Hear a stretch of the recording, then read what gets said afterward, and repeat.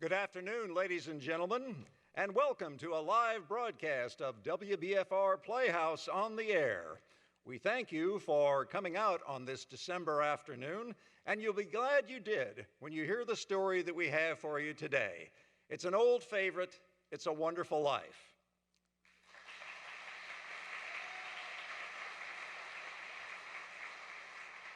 Very good. Thank you, ladies and gentlemen. And remember, this evening's program is being broadcast live from coast to coast, and our listeners are counting on your reactions as part of their listening pleasure. So don't be shy, and feel free to applaud, laugh, swoon, or cry just as loudly as the Spirit moves you. Stand by. I'm getting the signal from our stage manager that we will be on the air in 10 seconds. Thank you all for coming out today and enjoy the show. We are going to be live in 5, 4, 3, 2, 1.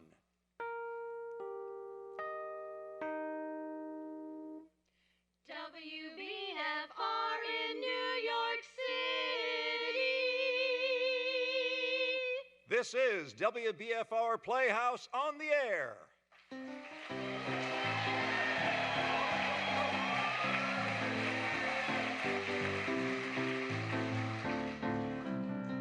Good afternoon, ladies and gentlemen, boys and girls, young and old, old and new. Greetings from WBFR Studio A in Manhattan, New York, right here in the US of A. I'm your host, Freddie Fillmore, and it's my pleasure to bring you your favorite stories this and every week on WBFR Playhouse on the Air. And of course, today, we are bringing you It's a Wonderful Life. We begin our story in the little town of Bedford Falls, New York, US of A, where a number of people in the town are praying for their dear friend, a typical American dreamer named George Bailey.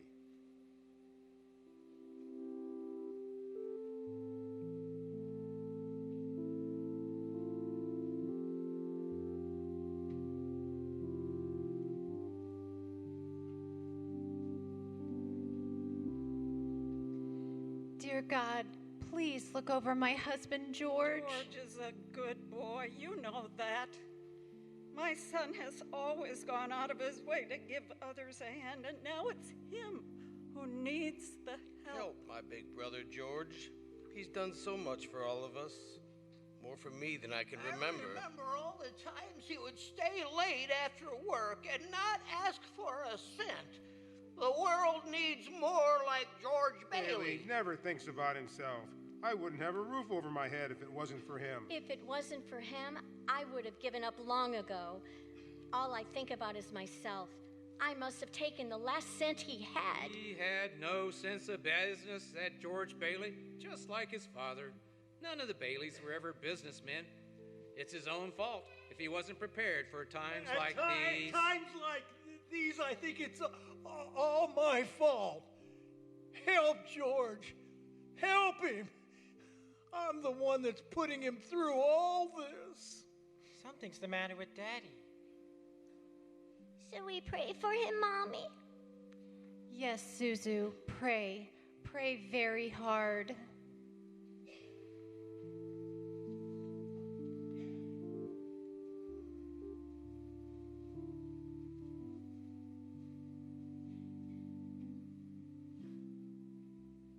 And so the voices carried heavenward, and Joseph, the superintendent of angels, summoned Clarence, an apprentice angel. You sent for me, sir? Yes, Clarence. A man down on earth needs our help. Splendid. Is he sick? No, it's much worse. He's discouraged. At exactly 10:45 p.m. tonight, Earth time, that man will be thinking seriously of throwing away God's greatest gift. Oh, dear, dear, his life. Then I've only an hour to dress. What are they wearing now? You will spend that hour getting acquainted with George Bailey.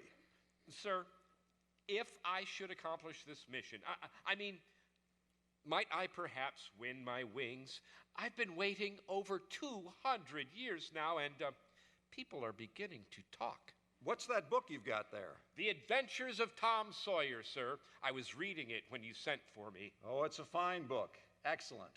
Well, you do a good job with George Bailey, and we'll see about your wings. Thank you. Thank you. Now, if you're going to help George, you'll want to know a little something about him. Look, down there, do you see the town? Why, yes. A group of youngsters sledding down a snow-covered hill and onto the ice. Oh, this is amazing. Yippee! Who's that? That's your problem, George Bailey. A boy? That's him when he was 12, back in 1919. Something happens here now that you'll have to remember later on. And here comes the scare baby, my kid brother, Harry Bailey. I'm not scared. Come on, Harry. Let's go! Yippee! My dude. Help! Help! Oh, dear. Harry's fallen through the ice. I'm coming, Harry. Make a chain, gang. Come on, a chain. So his brother fell through the ice, but George saved him. Yes, Clarence, and ever since, George had a bad ear. All that icy water, you understand? Bad ear, yes, sir. Now, the other event came a few months later. George took an after-school job at Old Man Gower's drugstore. It's me, Mr. Gower, George Bailey. You're late. Yes, sir. Hello, Georgie. Hello, Mary. Hello, Violet. 2 cents worth of shoelaces, Violet? Mary was here first. I'm still thinking. Shoelaces? Please, Georgie. I like him. You like every boy. What's wrong with that? Here you are. Bye, Georgie. See you later, Mary. Made up your mind yet, Mary? I'll take chocolate. With coconuts? Oh, I don't like coconuts.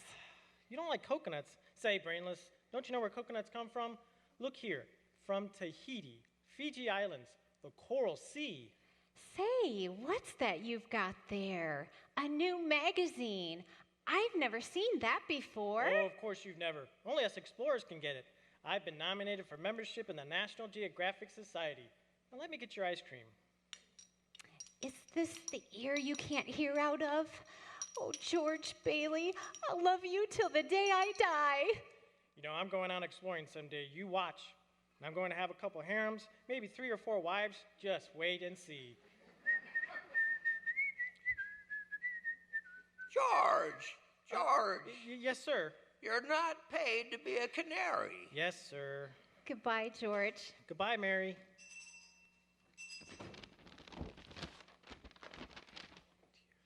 What was that piece of paper George just picked up? It's a telegram from Mr. Gower. He found out this morning that his son died of influenza. Oh, how awful. Yes, and he spent the afternoon drowning his grief in whiskey.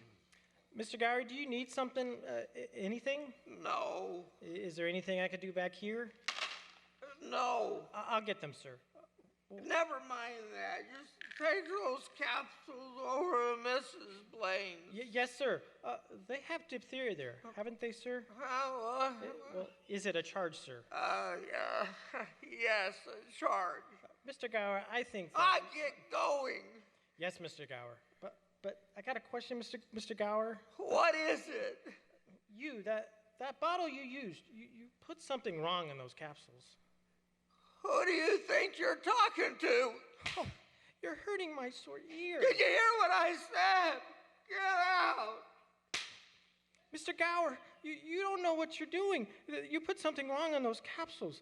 I know you're unhappy. You got that telegram and you're upset. It wasn't your fault, Mr. Gower. But look, Mr. Gower, look. This bottle. You used this bottle to make up the capsules. It's poison. Poison? Don't hit my sore ear again. Poison? Oh, George. All I wanted was to make sure, Mr. Gower. I won't tell anyone. I know what you're feeling. I won't tell a soul. Hope to die, I won't. Oh, George.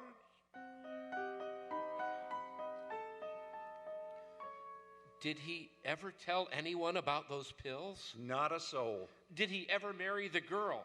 Did he ever go exploring? We'll get to that soon enough, Clarence. When George Bailey grew up, he wanted to go to college, but there just wasn't the money. So he worked 4 years in the Building and Loan Association. Building and Loan Association? George's father was in the Building and Loan Association business along with George's Uncle Billy. George, what's the combination to the safe? We wrote it down so you wouldn't forget it. That's right. Where? Your wallet, Uncle Billy. Thanks. Lovable fellow, just forgetful, that's all. Who's that? That is Henry F. Potter, the richest and meanest man in all the county.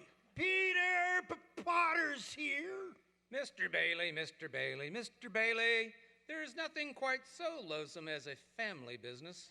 Now, Peter, you know what I'm here for. I'm on a very tight schedule, a family to evict at 3. Okay then, Mr. Potter, but here's the thing. I just need a little more time, just 30 short days. I'll dig up that $5,000 somehow.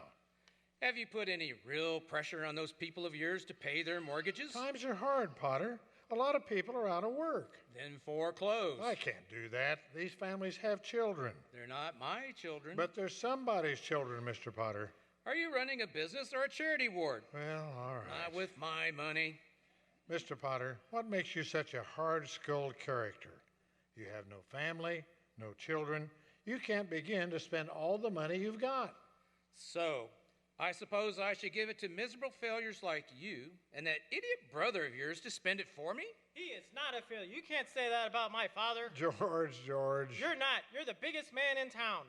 All right, son. Thanks. I'll talk to you tonight. Don't let him say that about you, Pop. Tonight.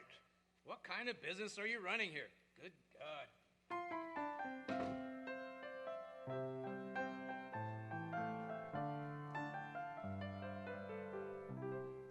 George worked for his father, saving enough to see him through the university. That summer, though, he was going to Europe. George got a job on a cattle boat and was ready to do a little traveling before college. Old man Gower surprised him with a gift of a great big suitcase. On his way home from the store, he ran into his friends, Ernie the cab driver and Bert the cop. Hey, Ernie. Hey, you George! Hi, Bert. Hey, George, what's the suitcase for? Oh, I'm a rich tourist today. How about driving me home in style? Why, sure, Your Highness. Hop in the cab. And for the carriage straights, I puts on my hat. Good afternoon, Mr. Bailey. Looks like you're ready to get out of here. Well, hello, Violet. Hey, you look great. That's some dress you've got there. Oh, this old thing? Why, I only wear it when I don't care how I look. See you later. Hey, how would you like, Yeah. Hey, you want to come along, Bert? Hey, come on, we'll show you the town. No, thanks. Think I'll go home and see what the wife's doing. Family man.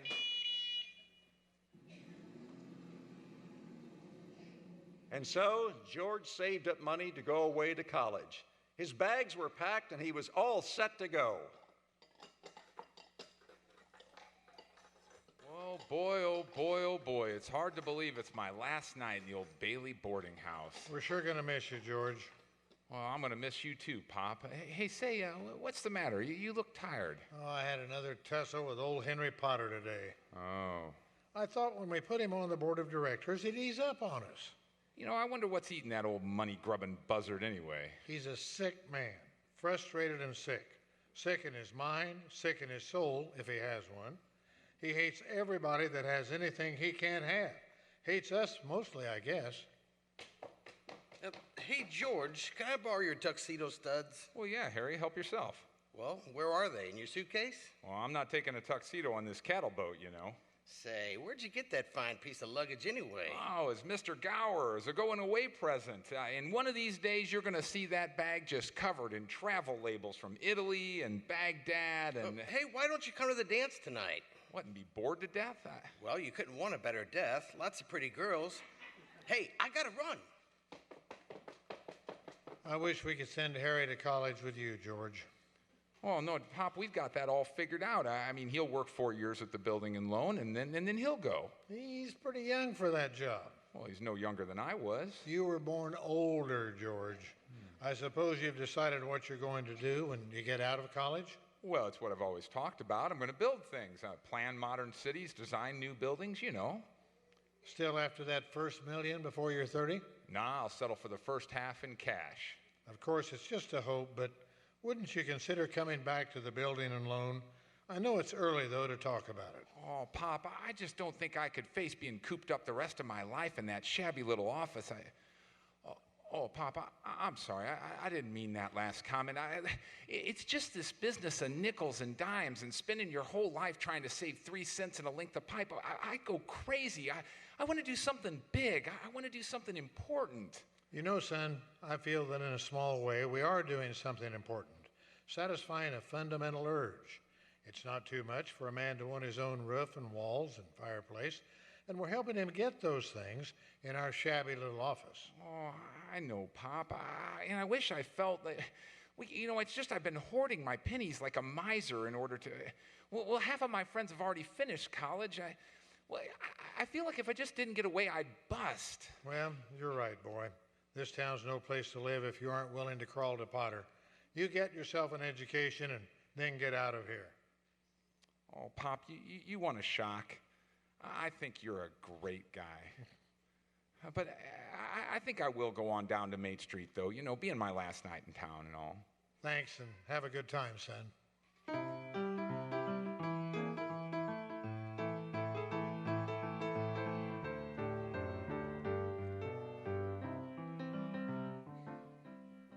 Who's that? Why, that's Violet Bick. The little girl from the candy counter? That's right. Hello, Georgie Porgy. Hello, Vi. What gives? Nothing. Where you going? Well, I'll probably end up at the library. Georgie, don't you ever get tired of just reading about things? Yes. What do you say we make a night of it? Oh, my. I'd love it, Georgie. What do we do? Well, we could go out in the fields, and we could take off our shoes and walk in the grass. Huh? Well, and then we could go up to Stewart Lake, and it's beautiful up there in the moonlight, and, well we could swim, and we could climb Mount Bedford and smell the pines and watch the sun come up over the cliff, and, we'd stay up there all night, and people would be talking, and there'd be a huge scandal, and... George! Are you crazy? Walking the grass in my bare feet? Why, it's 10 miles up to Mount Bedford. You think just because you... Oh! Well, all right, well then let's just forget the whole thing then, all right. Say, forget about what, George? Oh, nothing, Sam. Well, you remember Mary, don't you? Hi, George. Oh, hi, Mary. Say, you wouldn't mind walking Mary home, would you, George? Well, of course not. It's all right with you, Mary. Fine by me. Great, thanks. So George walked Mary home.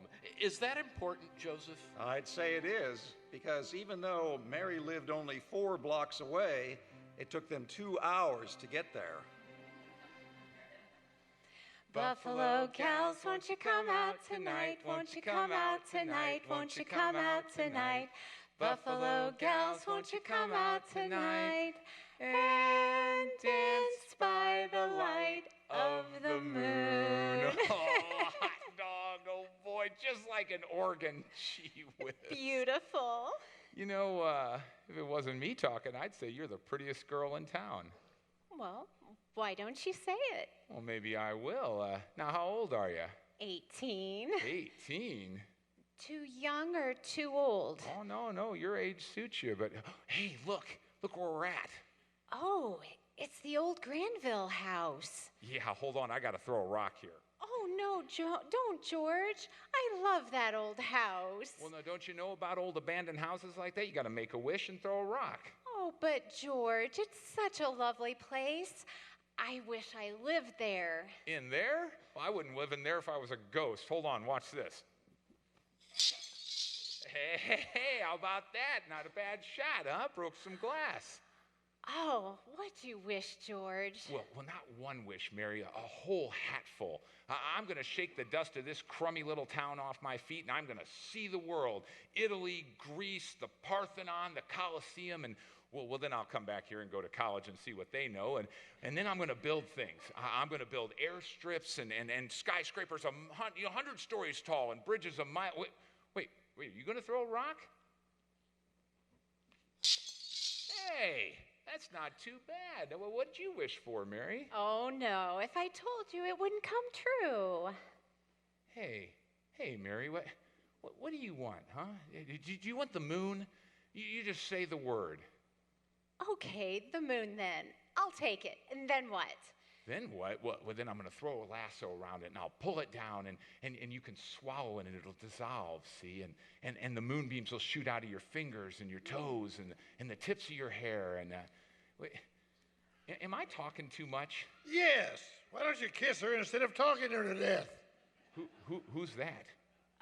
Old man Collins on his front porch. Oh, youth is wasted on the wrong people. Well, now, hold on, mister. Wait a minute. Well, you come back out here, mister. I'll show you some kissing that'll put hair back on your head. You just come back. Wait. George! Uncle Billy, what? Get in the car quick. Your father's had a stroke. Oh, Mary, I'm sorry. I've got to go.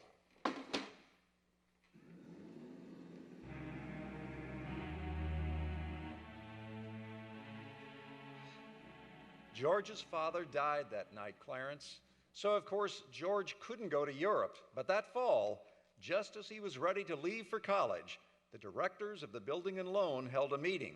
They were going to appoint a successor.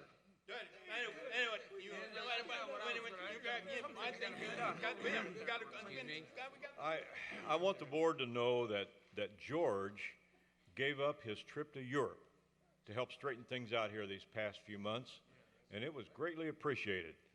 I think that's all we need you for, George. Good luck to you at school. I know you're anxious to make a train. Yes, I have a taxi waiting downstairs. Mr. Chairman, I'd like to get to my real purpose. I claim this institution is not necessary to this town.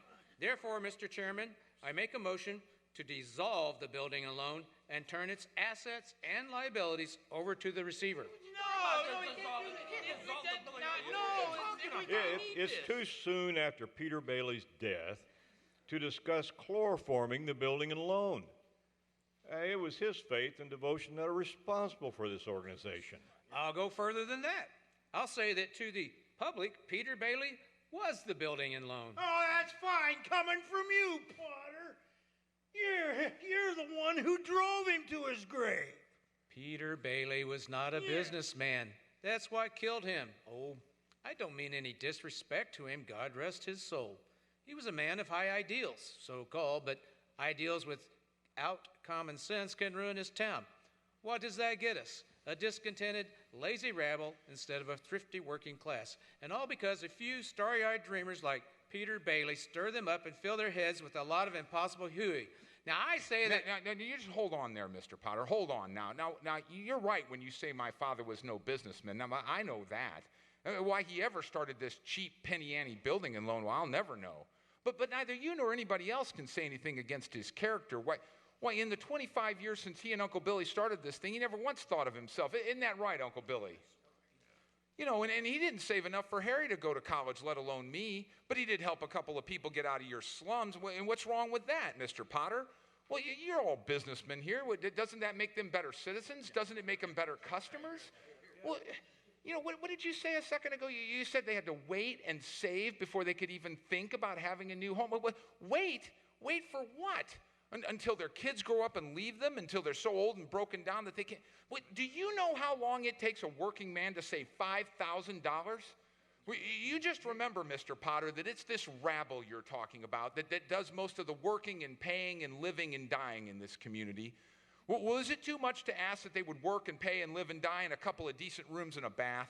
Well, my father didn't think so. To him, people were human beings, but to you, a warped, frustrated old man, they're cattle. Well, he died a richer man in my book than you're ever going to be. I'm not interested in your book. I'm talking about the building and loan. I know exactly what you're talking about. You're talking about something you can't get your fingers on, and it's galling you. That's what you're talking about. Well, look, I've said too much already, but you know, you're the board here. You do what you want with this thing. Just one more thing, though. This town needs this measly one-horse institution, if only to have a place that people can come without crawling to Potter. Come on, Uncle Billy, let's go. Sentimental hogwash. I want my motion taken care of. No.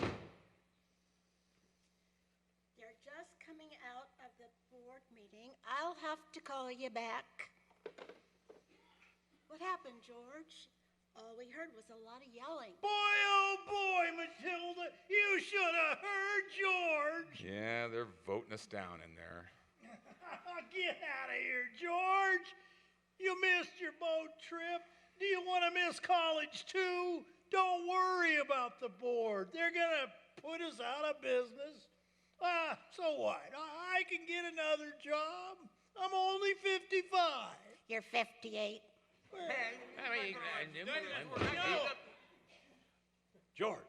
George, they voted Potter down. Yeah, We're still in business. We're still in business. We're still in business. But there's one condition, George. They've appointed you to take your father's place. No, appointed me? Well, no, I'm going to college. Well, Uncle Billy here, he's your man. Well, you can keep him on. It's all right. No, let's get one thing straight. I'm leaving right now.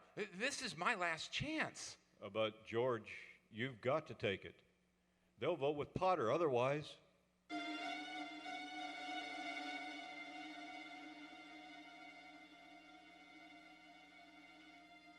So George Bailey didn't go to college. That's right, Clarence. He gave his college money to his brother Harry, and Harry went instead. But what happened to that good-looking girl? You know, Mary. Oh, George saw her now and then, but not very often, though, because Mary went away to school, too. Anyway, George waited 4 years more for Harry to come back and take over the building alone. Then he could still see the world. He planned to work in the oil fields of Venezuela. There she blows. Uncle Billy, do you know what the three most wonderful sounds in the world are? Breakfast is served, lunch is served, dinner is served. No. Anchor chains, plane motors, and boat whistles. Hey, look, here comes the professor now. Well, if it isn't George Geographic Explorer Bailey. Uncle Billy, you haven't changed a bit. Nobody ever changes around here. You know that. Boy, am I glad to see you. Say, where's Mother? She's home cooking the fatted calf. Come on, let's go. Wait. This is Ruth Dakin. Ruth Dakin Bailey. Huh? If you don't mind.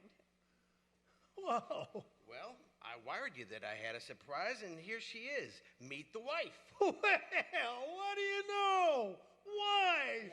Well, how do you do? Wait a minute. What am I doing? Congratulations. Hey, Harry, now why don't you tell somebody, huh? Now, what's a pretty girl like you doing marrying this two-headed brother of mine anyway? Well, I'll tell you. It's purely mercenary. My father offered him a job. Oh, he gets you and a job? Uh-huh. Oh, Harry's cop runneth over. Come on, Ruth, let's start ahead and leave the bags for the fellas. All right.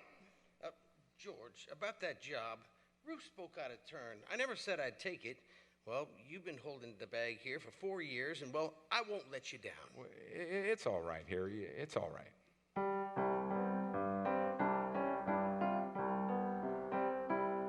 And that night, the homecoming for Harry became his wedding party. Uncle Billy became familiar with the spirits. Oh, boy, oh, boy, oh, boy. I feel so good I can spit in Potter's eye. Well, I think I will. What did you say? Maybe I should just go home. Well, if you'd point in the right direction, I'd go that way. Just tell me right now. It's right down there. That way, huh? Yeah. Okay, old building, old load, old pal. See you later. I'm all right. George? Oh, I'm out on the front porch, Mother. I just wanted to get some air. Well, how do you like the new sister-in-law? Oh, she's swell. Looks like she'll keep Harry on its toes. Yeah, keep him out of Bedford Falls, anyway. George, do you know that Mary Hatch is back from school? Yeah. Nice girl, Mary. Mm-hmm. Oh, stop grumbling. Give me one good reason you shouldn't call on Mary. Well, Sam Wainwright, Sam's crazy about her. Well, she's not crazy about him. Well, now, how do you know that? Did she discuss it with you, or? Besides, Sam is away in New York, and Well, you're here in Bedford Falls. And all's fair in love and war, huh? I don't know about war. All right, Mother, I think I'll go find the girl and do a little passionate necking. Oh, George. Good night, Mrs. Bailey. And by the way, do you want any books from the library? The library? George, you go see Mary, you hear?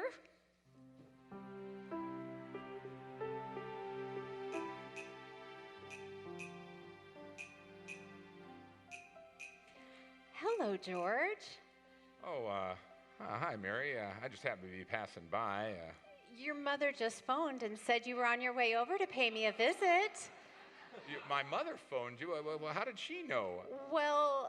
No, I didn't tell anybody I was coming down here. I just went for a walk, and I happened to be passing by. I went for a walk, and... Well, when did you get back? Tuesday. Would you like to come in? Well, I guess, since I'm here. Yeah, where'd you get that dress? Do you like it? Well, yeah, it's all right. I just thought you'd be back in New York with Sam and Francie and the rest of them. Oh, I worked a couple of vacations, but I don't know. I mean, I guess I was homesick. Homesick? Wait, for Bedford Falls? Well, yes, for my family and, well, everything. Would you like to sit down?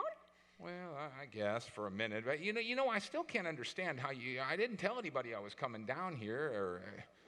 Would you rather leave? Well, no, I don't want to be rude.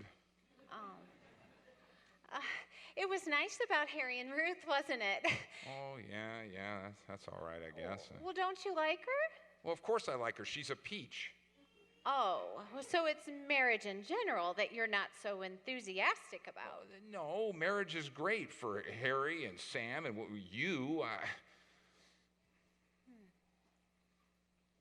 Mary, who's out there with you?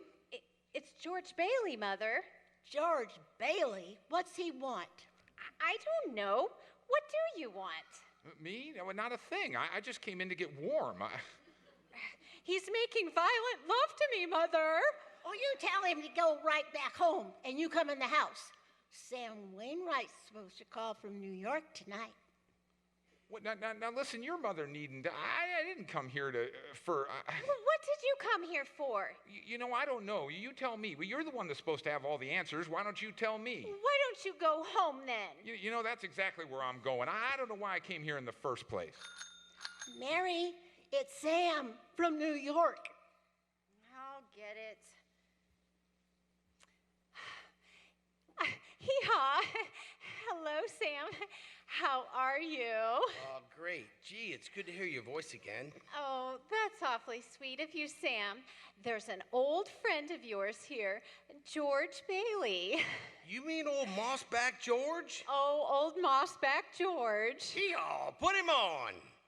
Okay, George, Sam wants to speak to you. He doesn't want to speak to Sam, you idiot. He does so. He asked for him. George, Sam wants to speak to you. Well, hello, Sam. Hey, fine pal you are. What are you trying to do, steal my girl? Oh, now, what are you talking about? Now, nobody's trying to steal anybody's girl. No, wait a minute. I want to talk to both of you. Tell Mary to get on the extension. Mother's on the extension. I am not. We can both hear you. George, just come over here and put your head a little bit closer. There. That's better. We're listening, Sam. All right. Say, I've got a big deal coming up that's going to make us all rich. George, you remember that night at Martini's bar when you told me about making plastics out of soybean? Yeah, soybeans, yeah. Well, my father checked into it, see, and now he's going to build a factory outside of Rochester. What do you think of that? Well, Rochester? Well, why Rochester? Well, why not? Can you think of anything better? Well, sure. Well, what's the matter with right here in Bedford Falls? You remember that old Tool and Machinery Works? Well, you tell your father he can get that place for a song, and all the labor he wants, too. I mean, half the town was thrown out of work when they closed down. Is that so? Well, I'll tell him. Hey, that sounds great. Oh, baby, I knew you'd come through. Now, here's the point, George. I may have a job for you. That is, unless you're still married to that old broken-down building alone. Oh, hey, Mary. I'm still here. You tell that guy I'm giving him a chance of a lifetime, you hear? He says it's a chance of a lifetime. Give me that phone. Now, you listen to me, Mary. I don't want any plastics, and I don't want any jobs, and I don't want to get married ever to anybody. Do you understand me? I want to do what I want to do, and you're not going to, and I... Oh, Mary. Oh, George. I love you, Mary. I love you, too.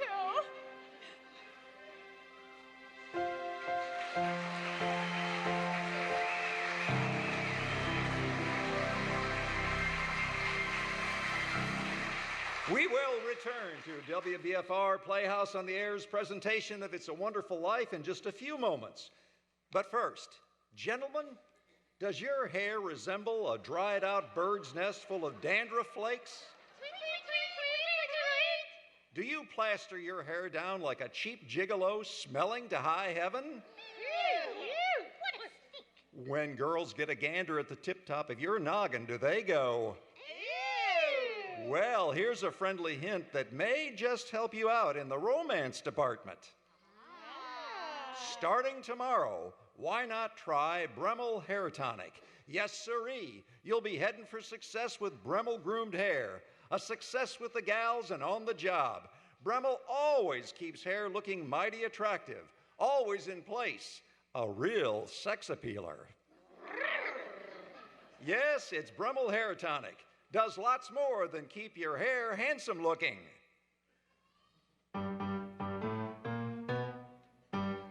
Bremel, the Swank Hair Tonic, makes your filthy bird's nest clean. A little dab will do ya. All the pretty girls will scream. Not only will dames love it, your barber will shout out with glee. Bremel, the Swank Hair Tonic, your dandruff will be history.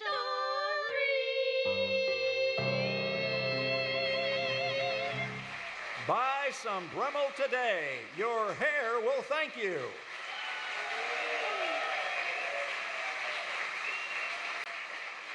And now, it's back to It's a Wonderful Life.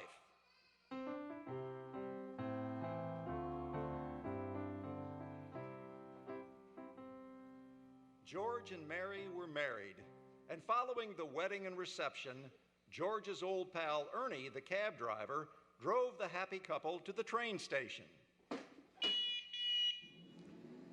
Hey, where you two going on this here honeymoon, huh? Oh, Ernie, we're going to shoot the works. A whole week in New York, a whole week in Bermuda, the highest hotels, the oldest champagne, the richest caviar, the hottest music, and the prettiest wife. Here's the kitty, Ernie, $2,000. I feel like a bootlegger's wife. So you're finally getting out of Bedford Falls, huh? Then what? Well, then what, honey? After that, who cares? Oh, that does it. You know, Mrs. Bailey, I haven't kissed you since... Hey, George! There's something funny going on over there. Look over there at the bank. It looks like a run. Hey, pull over here a second, would you, Ernie? Oh, no, George, please don't stop. Let's go straight to the station. No, I better go see what this is. Look, I'll be right back. George, please, George! What is this, Uncle Billy? A holiday? The doors are locked and there's a crowd out front. What's going on? This is a pickle, George. All right. Now what happened? All I know is the bank canceled our loan and I had to hand out all our cash. All of it? Every last cent. Holy mackerel. And then I got scared, George, and I closed the doors. Well, now, Billy, our charter says we've got to be open till 6 o'clock or we'll lose our license. The Bailey Brothers building. Get me, George. George, it's Potter. Hello? George, there's a rumor around town that you've closed your doors. Is that true? No, it's not. Do you need any police? Mobs get pretty ugly sometimes, you know. No, we're fine. We'll see. Now, George, I'm going all out to help in this crisis. I've just guaranteed the bank sufficient funds to meet their needs. They'll close for a week and then reopen. I may lose a fortune, but I'm willing to guarantee your people too. Just tell them to bring their shares over here, and I will pay 50 cents on the dollar. Yeah, you don't miss a trick, do you, Potter? Well, you're going to miss this one. If you close your doors before 6 p.m., you will never reopen. Well, he took over the bank, Billy. All right, now. Okay, go ahead and let him in here. Open the doors. Now, just remember that this thing is not as black as it appears to be. Now, I have some news for you folks. I just got off the phone with old man Potter, and he's guaranteed cash payment at the bank. All right. How about our money, George? Where's our money? Well, no, Charlie, you're thinking of this place all wrong. Your money's not here. What? Wait, now, hold it. Now, listen. Now, your money's in other people's homes. It's in the Kennedy home and the McLaren home, in your home, and 100 others. Well, now, what are you going to do? Foreclose on them, or? I got $242 in here, and $242 is not going to bankrupt anybody. All right, Charlie. Now, will you get your money then in 60 days? 60 days? I haven't got 60 days. Well, but that's what you agreed to when you bought your shares. What? Hey, gang, I got my money. Potter's paying 50 cents on the dollar. All right, let's go. Wait a minute. Please, folks, please don't leave. Look, I beg of you not to do this thing. If Potter gets a hold of this building and loan, there'll never be another decent home built in this community. Now he's already got the bank and the department stores and the bus lines, and now he's after us. And why? Well, because he wants to keep us living in his slums and paying the kind of rent he decides to charge. And now we can get through this thing all right, but we have to stick together. We have to have faith in one another. But my husband's out of work. We need money. I've got doctor bills to pay. And I can't feed my kids on faith. How much do you need? We've got some money. We've got $2,000 from the wedding. Hey, Mary, that's right. All right, I got $2,000 here. Now, this will tide us over till the bank reopens. Now, Charlie, now, how much do you need? $242. No, Charlie, just enough to tide you over till the bank reopens. I'll take $242.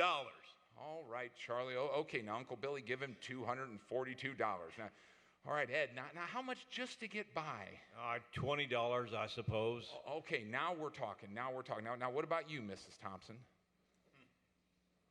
But it's your own money, George. Oh, no, never mind that. Now, how much do you need? Well, could I have $17.50?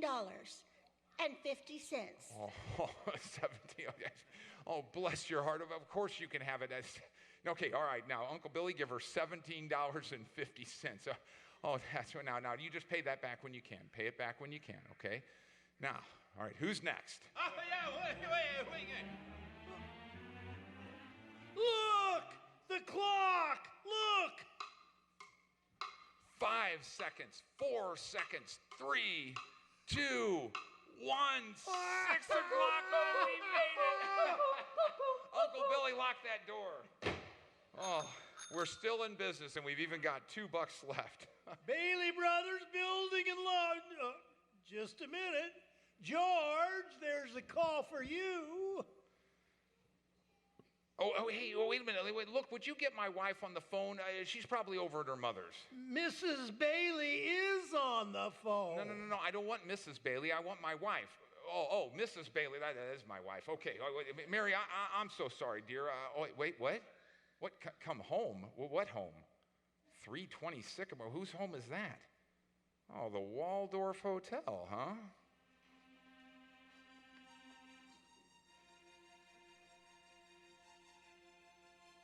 That doesn't look like the Waldorf. Oh, no. Number 320 Sycamore was the old Granville house, the one George and Mary threw rocks at and made wishes. Mary had prepared the house, including a turkey dinner, romantic decorations, and even a marriage bed. Welcome home, Mr. Bailey. Well, I'll be. Remember the night that we broke the windows in this old place? This is what I wished for. Darling, you're wonderful. Yes, sir. That's where they spent their honeymoon. That's where they started their lives together. Mary made the leaky old house a home, while George toiled away at the building and loan, providing houses for people like Giuseppe Martini. Hey, Martini, is that the new rental house? Rent? Ha ha! You hear that, Mr. Bailey? I own this house. Me, Giuseppe Martini. I own my own house. No more we live like a pigs in a potter's field. We have something for you and your family, Mr. Martini. George and I bring something for all the new owners. For the Martinis? Maria, come quick. Our first housewarming gifts. Bring in the kids. Bread so this house may never know hunger. Salt so that life may always have flavor. And wine so that joy and prosperity might reign forever. Enter the Martini Castle.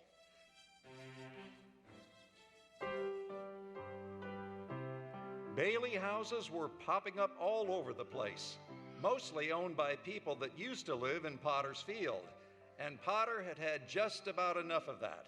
So after a couple of years, old man Potter decided to call our George into his office. Hey, sit down, George. Sit down. Have a cigar? Oh, thank you, Mr. Potter. Well, that's quite a cigar there. Oh, you like it? I'll send you a whole box. Well, suppose I'll find out eventually, but what exactly did you want to see me about? Now, George, that's just what I like so much about you. George, I'm an old man, and most people hate me, and, well, I don't like them much either, so I guess that makes it all even. Well, you know just as well as I do that I run practically everything in this town but the Bailey Building and Loan. You know also that for a number of years I've been trying to get control of it or kill it, but I haven't been able to do it. You have been stopping me. In fact, you have beaten me, George, and that takes some doing. Take during the Depression, for instance. You and I were the only ones that kept our heads. You saved the building and loan, and I saved all the rest. Well, yeah, some people would say you stole all the rest. Oh, the envious ones say that, George, the suckers. Now let's look at your side. Young man, 27, 28, married, making, say, 40 a week? 45. 45. 45. Now, if you were some ordinary yokel, I would say you were doing fine. But George Bailey is intelligent, ambitious. He hates the building and loan almost as much as I do. He's been dying to get out of town ever since he was born. A young man, the smartest one of the crowd, mind you, who has to sit by and watch his friends go places because he is trapped. Trapped into frittering away his life playing nursemaid to a lot of garlic eaters. Do I paint a correct picture, George, or do I exaggerate? What's your point, Mr. Potter? My point is, you're the only man in town who's looked at me. I want to hire you, manage my affairs, and I'll start you out at $20,000 a year. $20,000 a year? Ooh, you wouldn't mind living in the nicest house in town, buying your wife a lot of fine clothes, a couple of business trips to New York a year, maybe once in a while to Europe? You wouldn't mind that, now would you, George? Would I? You're not talking to somebody else here, are you?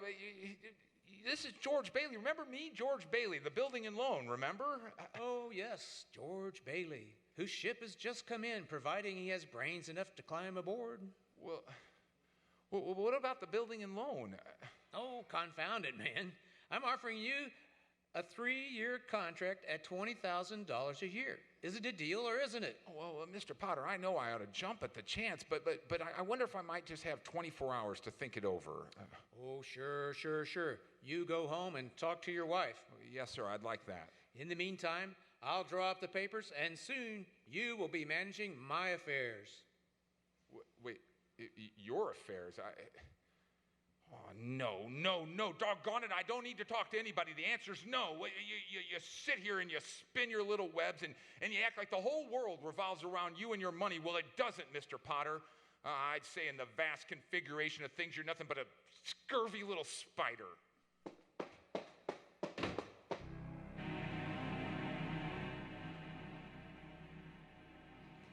What did Mr. Potter want, George? Oh, nothing. Just a lot of talk. No. Oh, Mary, why'd you go ahead and have to marry a guy like me anyway? To keep from being an old maid? I was going to see the world. I was going to build things. I was going to give you the moon. And what have I given you? Nothing. Not even a new dress. Not for months now. You could have married Sam Wainwright or anybody else in town. I didn't want to marry anyone else in town. I want our baby to look like you. But you didn't even get a honeymoon. And I promised you, wait. You're what? My baby. You mean, Mary, are you on the nest? George Bailey, Lasso Stork.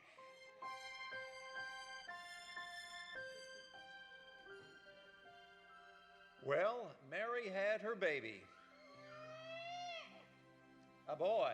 Well, you don't say. Then she had a girl. Well, what do you know? Night after night, George would come home late from the office. Things weren't good with the building and loan. Potter was really bearing down hard. And then came the war. Mary had another baby by then, but still had time to run the USO. Gower and Uncle Billy sold war bonds. Violet entertained the troops. Bert the cop was wounded in North Africa, got the Silver Star.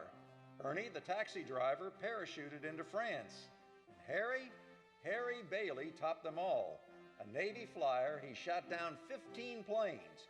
2 of them as they were about to crash into a transport full of soldiers. Yes, but George, what about George? George, 4F on account of his ear. George fought the Battle of Bedford Falls. Air raid warden, he led paper drives, scrap drives, rubber drives. On VE Day, he wept and prayed.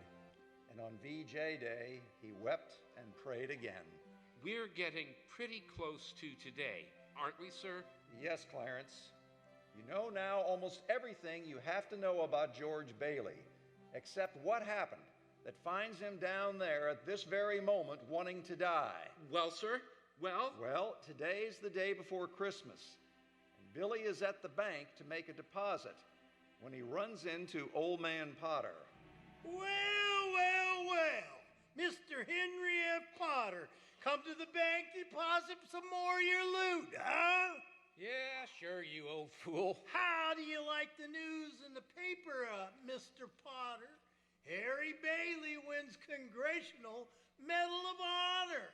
Just can't keep those Bailey boys down, can you? Let me see that newspaper. Here you go. Sorry I can't chat with you, you old thief. Gotta make a deposit.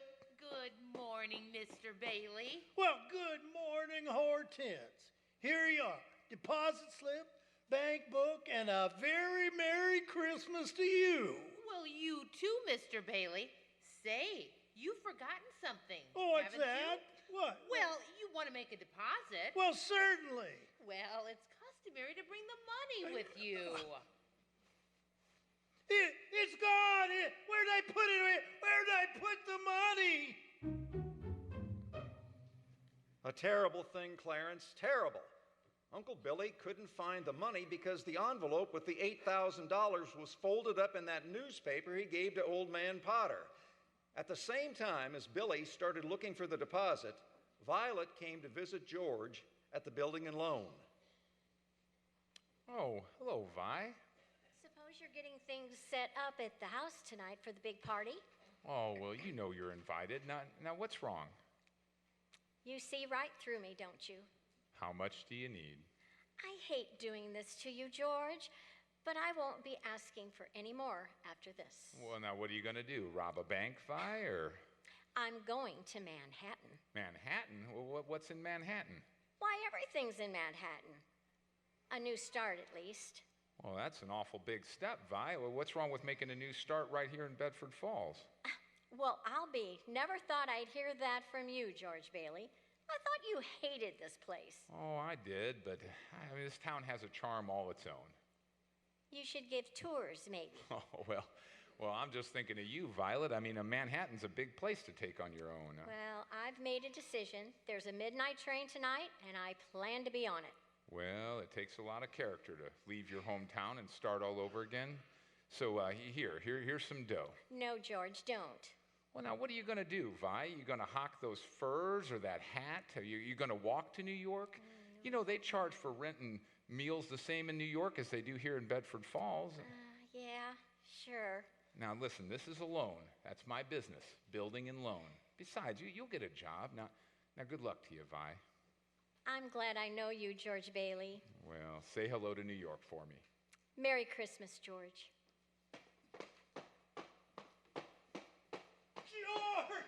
George! Uncle Billy, what's going on? Hey, the bank examiner's here today. Today? Well, yeah, he wants the accounts payable. Well, what's the matter with you? The money, the 8,000. The 8,000. What happened to it? I don't know. I was going to deposit it, and when I went to the bank, I didn't have it. $8,000. Well, Uncle Billy, that's not our money. That belongs to the depositors. I'm sorry, George. I just don't know what happened.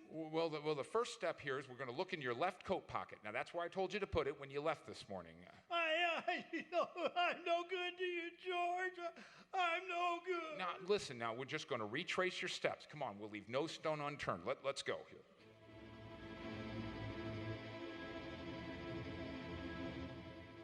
And as George and Billy went looking for the deposit, Potter had a meeting with the state bank examiner, a Miss Sadie Vance. Oh, the whole town's turned upside down with the Bailey boys' homecoming. Congressional medal and all. I guess they do things like that. Well, may I look at your paper? Go ahead. Well, this is a deposit from Bailey. That old fool Billy Bailey gave me that newspaper. Well, you're going to deposit it for him, right? Potter? To think that he would make such a foolish mistake. Look at how much it is. Well, there's $8,000 here. What a Christmas present, and he doesn't even know it. Now, just a minute here, Potter. I know you've been giving the Baileys a hard time far back as I can remember. Why? I don't have to give answers to you. You're just a state examiner. Yes, I am, but I'm unimpressed by your buying off everyone in town. Oh, that's it. You could never buy the Baileys. What? You heard what I said. The Baileys have always stood for something you've always wanted and are so jealous of. They're honest. Sadie, you're fired. You can't fire me. I'm state appointed. And what's more, I am not going to turn my back. This is stealing from the Baileys. Why, something like this could cause them to fold. Yes, and after 25 years. Now, it's finders keepers. You know that. He gave me the money. It was his own fault. Besides, there's not a court in the county that would find me guilty. And we all know why. Sadie, how's your family? My family? I know how little state positions pay. What would you say to a little Christmas bonus? I want no part of this. That's not what I've heard. Well, what are you insinuating? Well? I will not be turned down. Well, what do you want me to do? I want you to pay the Baileys a surprise visit. You'll see the records. They'll be short. You know the rest. At last, the Baileys will be where they belong. Down for good. I know just what to do.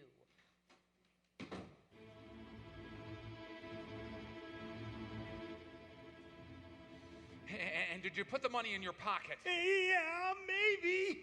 Uncle Billy, we've got to find that money. I'm no good to you, George. I'm just an old...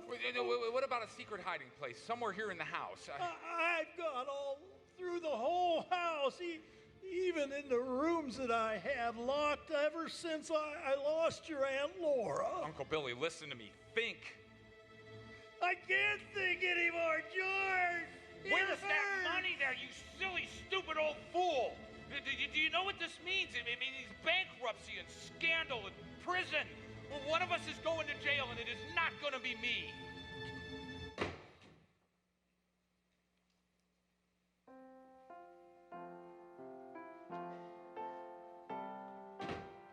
Hello, darling. Hello, Daddy. Daddy, did you bring the wreath? What wreath? The Merry Christmas wreath for the window. Oh, I left it at the office. Is it snowing? Yeah, just started. Oh, where's your coat and hat? I left them at the office, too. What's the matter? Oh, nothing's the matter. Everything's all right. Isn't it wonderful about Harry? Oh, we're famous, George. I must have taken 50 calls today about the parade and the banquet. Your mother is so excited Must that she keep playing that? I have to practice for the party tonight, Daddy. Mommy says we could stay up till midnight and sing Christmas carols. Can you sing, Daddy? Better hurry and shave, George. The families will be here soon. With the families? Well, I don't want the families over here. Excuse me. Have a hectic day? Yeah, it was a real red letter day for the Baileys, that's for sure. Daddy, the Browns next door have a new car. You should see it. Well, what's the matter with our car? Isn't it good enough for you? Yes, Daddy. Excuse me. Excuse you for what? I burped.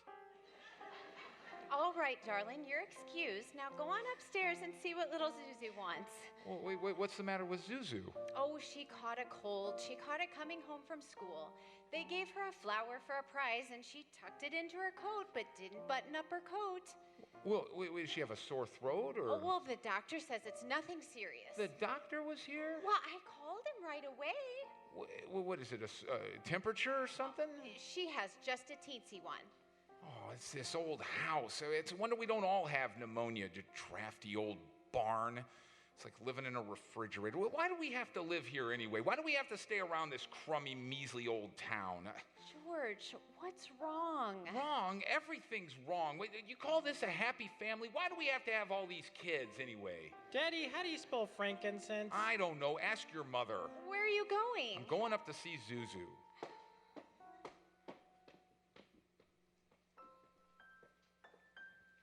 Hi, Daddy.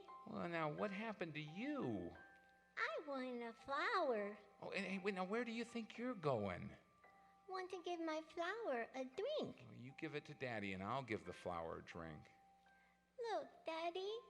Some of the petals came off. Yeah, Paste it? All right, now, all right. Hold on, I'll fix it here. We'll just get this, and then, all right, now, it's good as new. Here you go. Give my flower a drink. Okay. Now, will you do something for me, though? What? Will you try to get some sleep? I'm not sleepy. I want to see my flower. I know, but if you go to sleep, then you can dream about it, and it'll become a whole garden. It will? Uh-huh.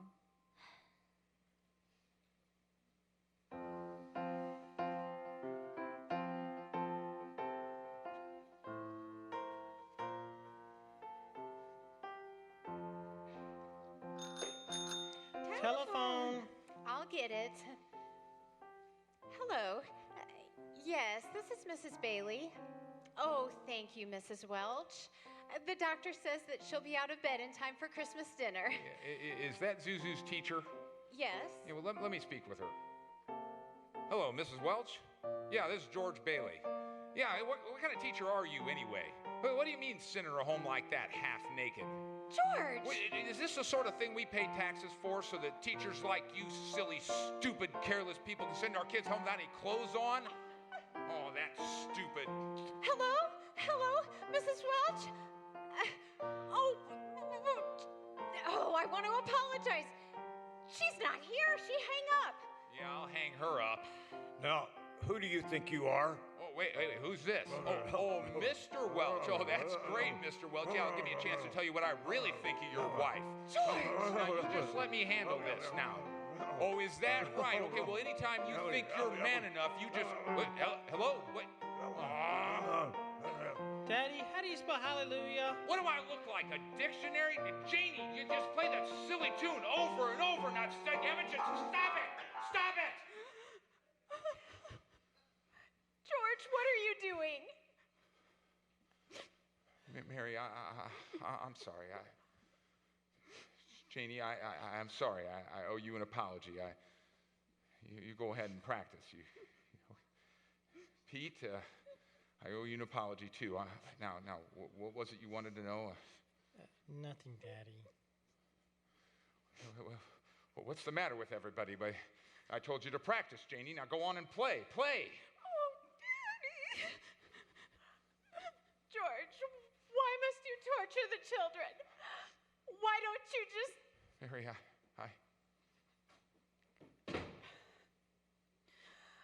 Where's Daddy going? Bedford 247, please. Is Daddy in trouble? Yes, Pete.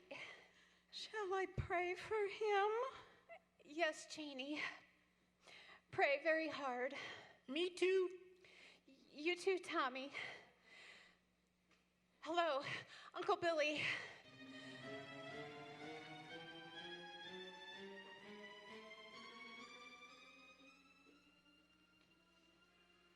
So that's it, George. You're short $8,000 in the books, eh? Oh, please, Mr. Potter, I'll do anything. I'll pay any sort of interest on the loan. Or if you still want the building and loan, we can... You say it was lost. Did you notify the police? Well, no, sir. I didn't want to do that. With not the publicity, not with Harry's homecoming and all. Well, why did you come to me? Why about your good friend Sam Wainwright? I couldn't reach him. He's in Europe.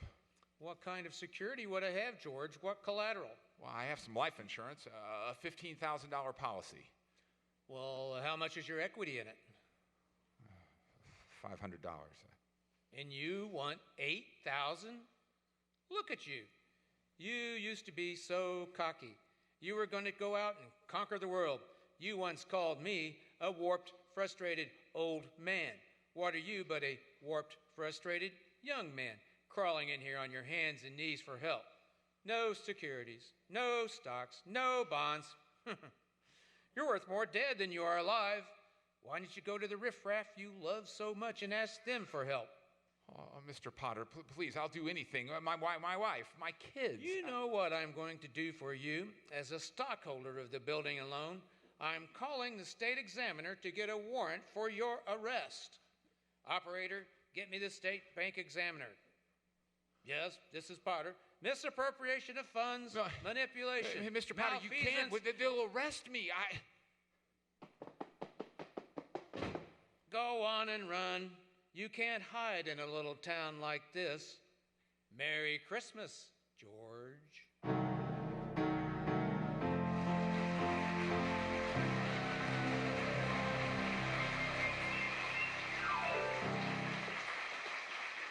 And now, a word from our sponsors. Are you guilty of careless driving because windshield bug spots dulled your vision? Yes, I'm guilty. Well, stop straining to see through a bug-spattered windshield.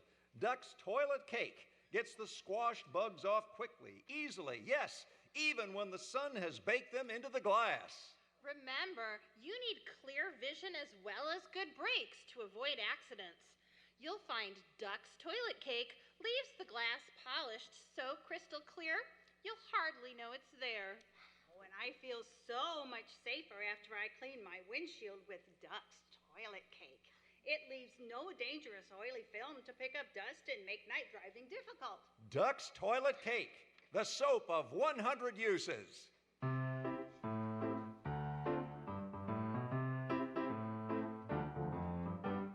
You better wash high, you better wash low, around your ears too, I'm telling you so. Duck's Toilet Cake is cleaning uptown. It washes up cars, it washes up bars, and out in LA it washes up stars. Duck's Toilet Cake is cleaning uptown. It's found in every bathroom, from sea to shining sea. It's used by our dear president, and it's used by you and me. You better wash high, you better wash low, around your ears too, I'm telling you so. Duck's Toilet Cake is cleaning uptown. Buy a cake of Duck's Toilet Soap today. Keep it in your car.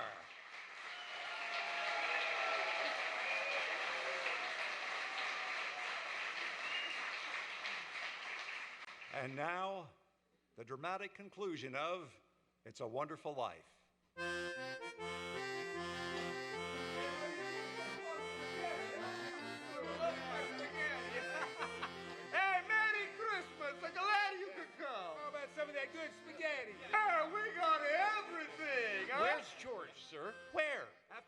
out of Potter's office, George ended up at Martini's bar. He's had a couple of drinks, Clarence. He's just sitting there. What's he saying? Who's he? God, I'm not a praying man, but if you're up there and you can hear me, show me the way. I'm at the end of my rope, Lord. You gotta show me the way, God. Are you all right, George? You want somebody to drive you home? Hey, why you drinking so much, my friend? You don't feel so good. Please go home, Mr. Bailey. Bailey? You say Bailey? Which Bailey? This gentleman is a Mr. Bailey, a Georgia Bailey. George Bailey, huh? And the next time you talk to my wife like that, you'll get worse. It isn't enough she slaves teaching your stupid kids how to read and write. You've got to bawl her out. You get out of here, Mr. Welch. You hit my best friend. You get out. All right. Mr. Bailey, are you okay? Who was that? Mr. Welch, but don't worry. He don't come in this place no more. You got it, that, Nick? Sure. Hey, I'll get us something for your face, huh? It's a bleeding. No, I'm all right. Please, don't go away, Mr. Bailey. No. Please don't go. Leave me alone. Leave me alone.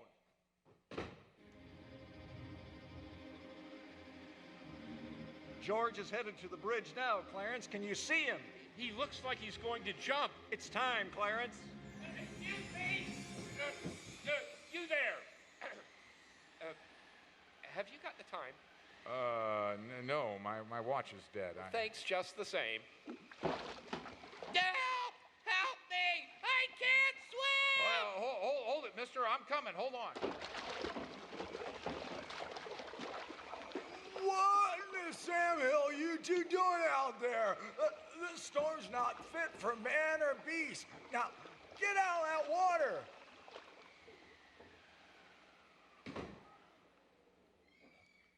Are you two all right? Do you need a doctor? No, I'm all right. No, I'm fine. This underwear, I didn't have time to get anything stylish. But my wife gave me this on my last birthday. I passed away in it. Passed away? Oh, I see Tom Sawyer is drying out too. What? My book. I left in such a hurry, I brought Tom Sawyer with me. Oh, you should read the new book Mark Twain is working on. Hey, how did you happen to fall in anyway? Oh, I jumped in. I jumped in to save you. Wait, you jumped in to save me? Well, I did, didn't I? You didn't go through with it, did you? Go through with what? Suicide. Hey, it's against the law to commit suicide around here. Yeah, it's against the law where I come from, too. Where you come from? Heaven. What? I had to act quickly. That's why I jumped in. I knew if I were drowning, you would try to save me. And you see, you did. And that is how I saved you. Yeah, that's very funny. Your lip's bleeding, George. Yeah, I got that as an answer to a bust in the jaw and answer to a prayer earlier. Oh, no, George. I am the answer to your prayer. Hey, wait a minute. How do you know my name? Oh, I know all about you. I've watched you grow up since you were a little boy. Oh, what are you, a mind reader or something? Oh, no. Well, then who are you? Clarence Oddbody, AS2. Oddbody, AS2. What's that AS2? Angel second class. Hey, okay, I'm getting out of here.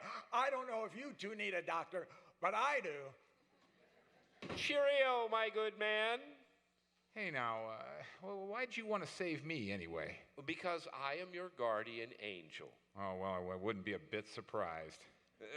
Ridiculous of you to think of killing yourself over money.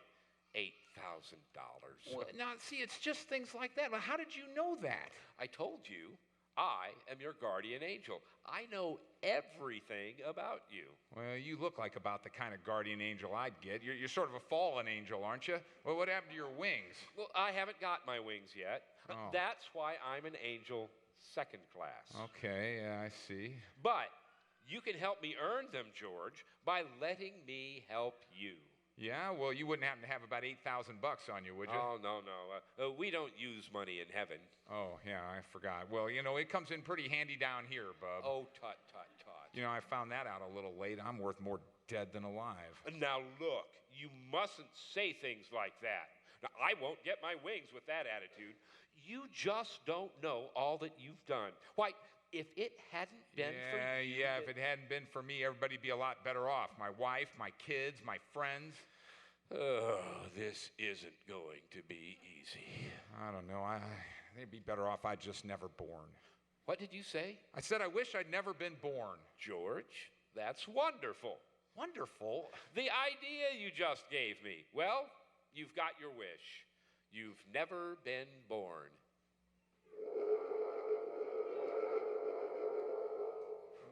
Never been born. Exactly. No worries, no $8,000 to get, nothing.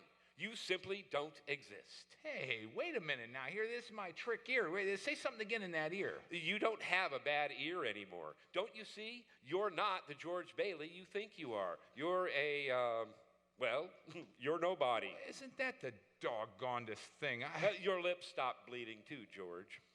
Well, what do you know about that? What happened here? I need a drink. That's what I need. What about you, Angel? You want a drink? Well, I don't know. Come on, we'll go as soon as our clothes are dry here. Our clothes are dry. Well, is that so? Well, that's funny. This stove must be hotter than I thought. All right, well, let's get dressed and we'll stroll down to Martini's and we'll get... Well, wait, no, I'll stroll, you fly. I haven't got my wings. Oh, you haven't got your wings yet. That's right, I forgot. Oh, okay, well, we'll get a couple of drinks and then we'll both fly.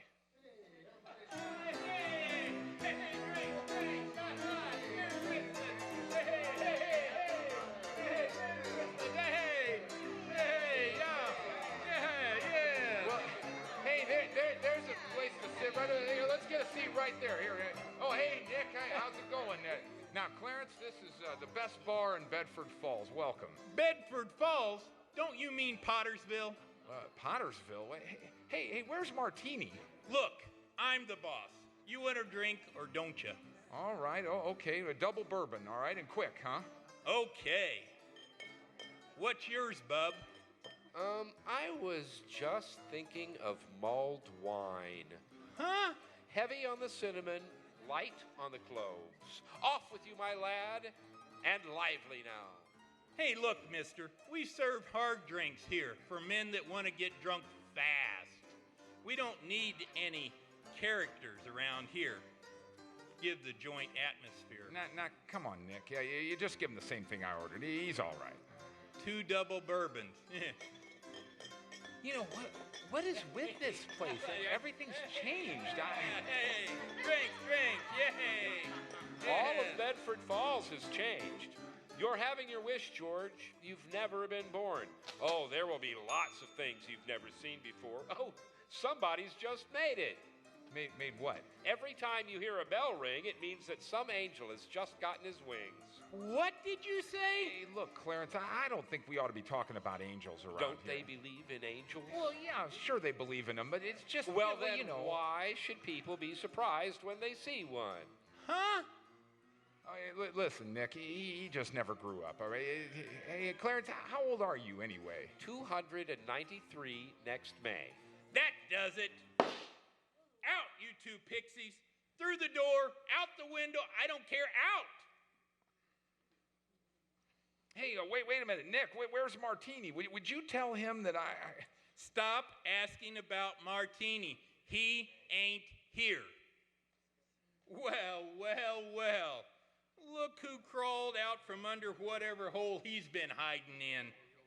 Hey, that's Mr. Gower. Hey, you rummy. Didn't I tell you never to come around here again? George, look. Mr. Gower, don't you know me? This is George Bailey. Will you buy me a drink, mister? Just one drink. Binky, throw the rummy out. You got it. Oh, no. Hey, Nick, isn't that Mr. Gower, the druggist? That rumhead spent 20 years in jail for poisoning some kid. If you know him, you must be a jailbird yourself. Binky, here's 2 more. Get them out of here. You got it, boss. Here, let me help you up. This snow is so cold. Wait, what's the matter with Mr. Gower? Mr. Gower doesn't know you, George. You see, George, you weren't there to stop Gower from putting that poison into Wait a minute. What do you mean I wasn't there? Why am I seeing all these funny things here? You some sort of hypnotist or something? Don't you understand? It's because you were never born. Well, if I was never born, then who am I? You're nobody. You have no identity. What do you mean, no identity? My name is George Bailey. There is no George Bailey. You have no papers, no cards, no driver's license, no 4F card, no insurance policy. Zuzu's petals. What? Zuzu's petals. My little girl, she had a flower, and petals fell off, and I told her I'd fix it, but I put them in my pocket, and they're gone. Everything's gone. But you've been given a great gift, George. The chance to see what the world would be like if you had never been born. No. You're crazy. You're crazy as a bedbug, and you're driving me crazy, too. Now, listen, I'm going home to my wife and my family. You understand that? And I'm going home alone.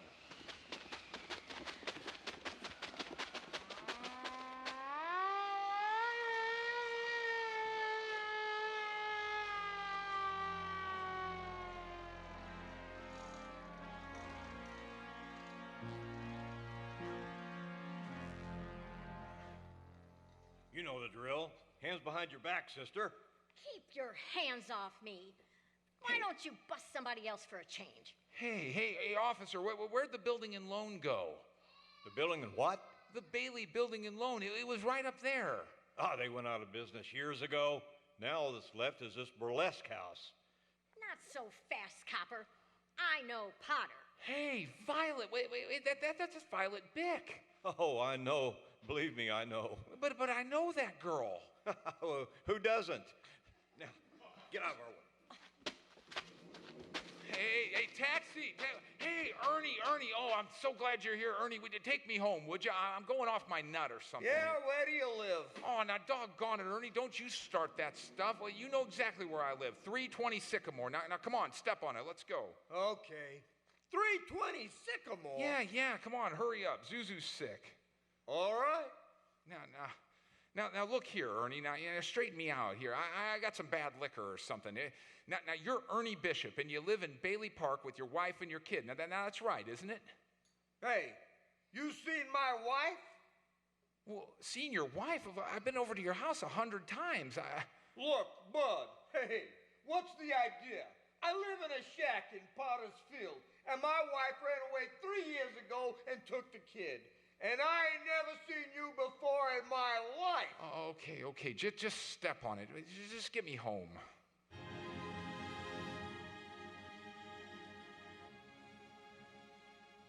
So is this the place? Of course it's the place. Well, this house ain't been lived in for over 20 years. Mary! Where are you? Pete, Janie, Tommy, Susan, where are you? They're not here, George. You have no children. Clarence, what have you done with them? Wait, Bert. Oh, Bert. Wait, what is this?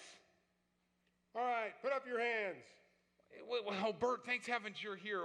I need help. With this guy here, he says he's an angel, but he's trying to hypnotize me or something. No fast moves. Come on out here, both of you. Hey, watch him, Bert. Watch him. Wait. I hate to do this, but George, run, George.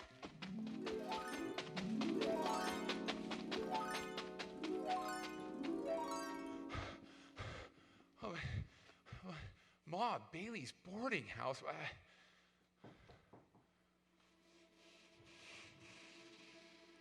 Well? Mother? What do you want? Well, Mother, this is George. I thought sure you'd remember me. George who? Look, if you're looking for a room, there's no vacancy. Oh, Mother, please. Something's terrible has happened to me. I don't know what it is, but I need a place to stay. I thought I could stay here. I don't take in strangers. Strangers? Well, I'm no stranger. I know everybody you know. Your brother-in-law, Uncle Billy. You know him? Well, of course I do. When was the last time you saw him? Today, over at his house. That's a lie. He's been in the insane asylum ever since he lost his business. And if you ask me, that's where you belong too. I'm here again, George. Oh, Clarence, my own mother didn't know me. Strange, isn't it? One man's life touches so many others, and when he isn't around, he leaves a pretty big hole, doesn't he? Now, look, I've heard of things like this. I mean, you've got me under some sort of spell or something. Well, I'm going to get out of it. I've got to get out of it. I just have to think here. Now, I talked to Billy earlier today, so he can't be in an asylum. Now, let me think. I have got it. Bailey Park. There is no Bailey Park if you weren't here to build it. Yeah, we'll see.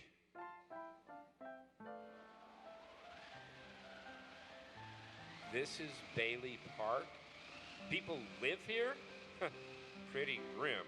Well, this is where Bailey Park's supposed to be, but what is this gravestone doing here? Why is the name Bailey on it? That wouldn't be yours.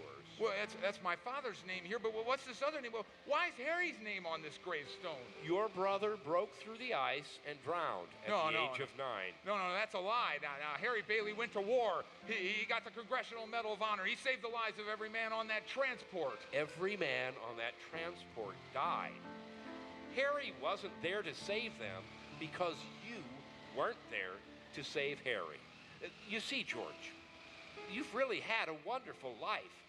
Don't you see what a mistake it would be to throw it away? Well, what do I do, Clarence? What do I do? Well, it's your life, George. Oh, all right. Well, what about Mary, Clarence? Mary? Yeah, my wife, Mary. What happened to her if I was never born? Well, I'm not supposed to tell you, George. Oh, now, I don't know how you know the things you do, but if you know where she is, you got to tell me. Just let me see her. That's all I need to make a decision. Very well, George, but you're not going to like it. Where is she, Clarence? She's an old maid, George. Where is she? She's just about to close up the library. There must be some easier way to earn my wings.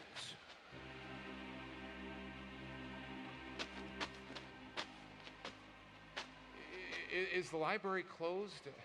It's Christmas Eve. We cannot stay open all night. Well, can I ask you something? I really should be getting home. What is there to get home to? That is none of your business, sir. You can come back on the 26th. Oh, I'm sorry, Mary. How do you know my name? Well, all I need is a couple of minutes. I told you the library is closed. Oh, please, just 2 minutes. Please, I'll do anything. You sound desperate. I'll try to help you. What is it? Well, isn't this town Bedford Falls? Well, it used to be, but that was some time ago. I wasn't very old when Potter was elected and took his name for this town. Well, so you do know a place called Bedford Falls? I've seen pictures. It looked like a very nice place, but, things have changed, and that's with the times. I have to go. No, wait. You're Mary Hatch. You live on Reed Street in a white Victorian. It's 2 stories. Your bedroom's at the top of the stairs. You turn to the left. Your older brother's Marty, and you live with your mother, Edwina. How do you know all this? What are you, a crazy man? Stop it. I'm leaving. No. Don't you know me, Mary? Just let me touch you, please. Get your hands off me. I'll call a cop. But the house you wished for, don't you remember? I told you I don't know you. Let me go. Officer! Don't you know me? You must know me, Mary. It's George. Don't you know me? Let me go! Mary, please. Oh, don't you know me? Please, Mary, help me. Where are our kids? What? Wait, I need you, Mary. Help me, Mary, please. Get away from me! Help, police! Mary, no, it's George. Please, Mary, you're my wife.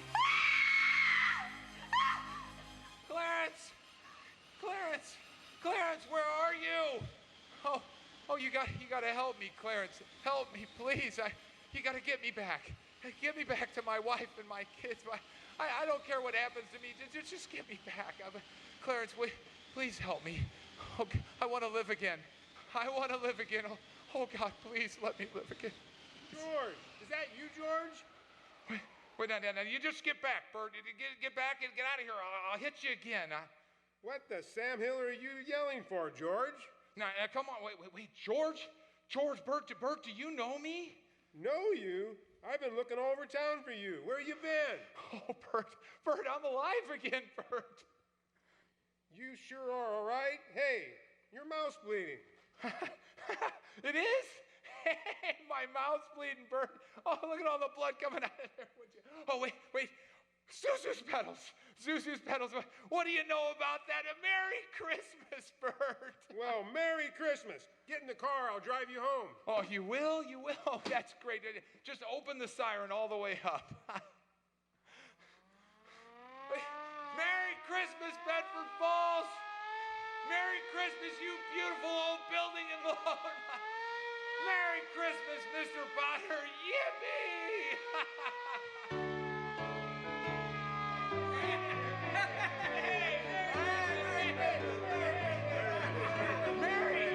Mary, I'm home. Hey, have you seen my wife? Who are all these people? These reporters? Merry Christmas, reporters. Mr. Bailey, there's a deficit. I know, it's probably $8,000, right? George, I've got a little paper here. I'll bet it's a warrant for my arrest. Isn't it wonderful? Merry Christmas. Hey, have you seen my wife? Where is she? Oh, this drafty old house. Isn't it wonderful? Merry Christmas. Where's Mary? Merry Christmas, Daddy. Kids, Pete, Tommy, Janie. Oh, I could just eat you up. Oh, hey, where's your mother? She went looking for you with Uncle Billy. Daddy? Suzu, oh, my little ginger snap. Oh, how do you feel? Fine, Daddy. Not a smidge of temperature. Oh, not a smidge. Oh, hallelujah. George, darling! It's Mommy. Mary! George, where have you been? Oh, George! Oh, Mary, let me touch you. Oh, you're real. Oh, George! You have no idea what's happened to me. You have no idea what's happened to me either.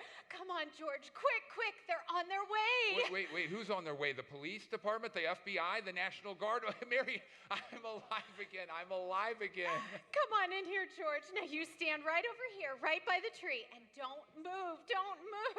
I hear them now, George. Oh, everybody, Uncle Billy, they're in here. Isn't it wonderful? Mary did it, George. Mary did it. She told a few people you were in trouble, and they scattered all over town collecting money. Why, George, the folks didn't even ask any questions. They just said, if George is in trouble, you can count on me. You never saw anything like it, George. What is this, George? Another run on the bank? Hey, the line forward to the right. Mr. Gower, Merry Christmas. Mr. Martini, step right on up. Hey, I'll bust the jukebox too. Mr. Gower. I made the rounds of my charge account. Violet Bick. I'm not gonna go, George. I changed my mind. I wouldn't have a roof over my head if it wasn't for you, George. Here you go, $242. And I've been saving my money for a divorce, in case they ever get married. Merry Christmas, George. Merry Christmas, Mother. Merry Christmas, everyone. Hey, just a minute. Quiet, everybody, quiet. A telegram from London. Oh, London. Mr. Gower Cables, you need cash. Stop. My office instructed to advance you up to $25,000. Stop. Hee-haw, and Merry Christmas, Sam Wainwright.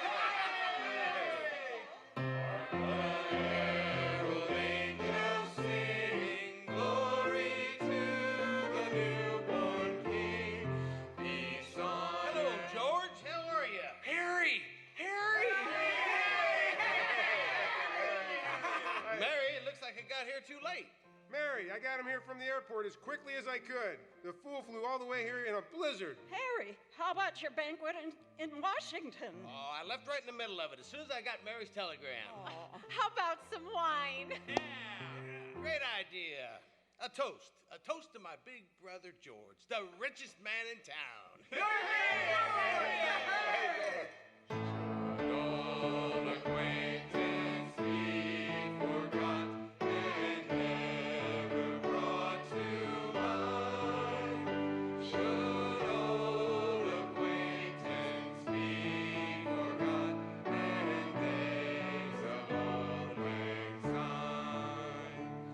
What's this book, George? Oh, that's Tom Sawyer. Look, there's an inscription. George, remember, no man is a failure who has friends. Thanks for the wings. Love, Clarence. What is that? That's a Christmas present from a very dear friend of mine. Look, Daddy. My teacher says every time a bell rings, an angel gets his wings. That's right. That's right. Attaboy, Clarence.